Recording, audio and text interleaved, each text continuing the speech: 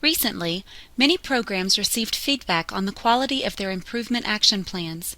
This feedback is intended to provide programs with useful ways to improve their assessment processes. In some cases, though, the assessment that a program is doing is excellent, but the improvement action plans do not accurately reflect the work and thought that goes into their assessment processes. This presentation will offer you some advice on how to present your assessment information so that it is rated as high quality according to the rubric used by the University Assessment Council and the Office of Assessment Staff. There are 3 steps to creating a well-written improvement action plan. 1. Know your audience. 2. Know the rubric. And 3. Tell a story that makes sense. The first step in creating a comprehensive improvement action plan is to know your audience. There are a variety of people and groups who may read your plan. Obviously, you and your peers need to find the document useful and comprehensible. But in addition, SACS reviewers or other accrediting body representatives may want to read your information. And finally, assessment staff, UAC members, and the provost will read your documentation. When writing, remember that outside of you and your peers, there's a high likelihood that anyone else who reads your plan will not know anything about your program or your field. Write for this audience. It's probably necessary that you explain to them why a specific document is the proper document to use for the assessment that you completed. In order to write a great improvement plan, you must also get to know the rubric with which it will be evaluated.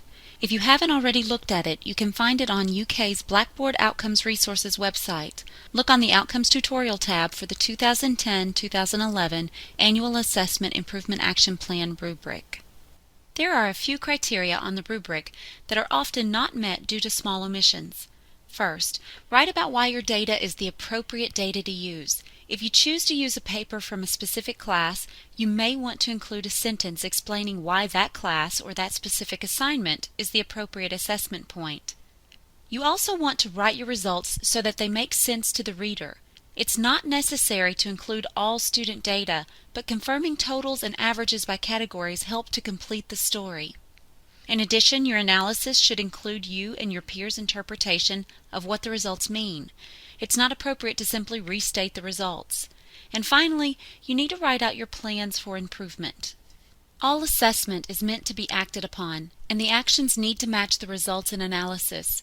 Make sure that you have given enough information about the results to make the improvement actions seem logical to the reader. Explain how you implement your changes, or, if you don't make plans to change, explain why. And it's always nice to state your plans for assessing this outcome in the future. Finally, let your peers read your report. Does it make sense to them? If they were to evaluate your plan using the rubric, would you score at the meets expectations level for all areas?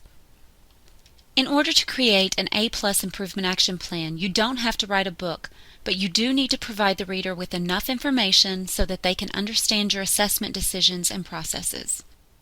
For more information about program assessment at the University of Kentucky, or for information about UK's Blackboard Outcomes system, please visit our Outcomes Resources webpage.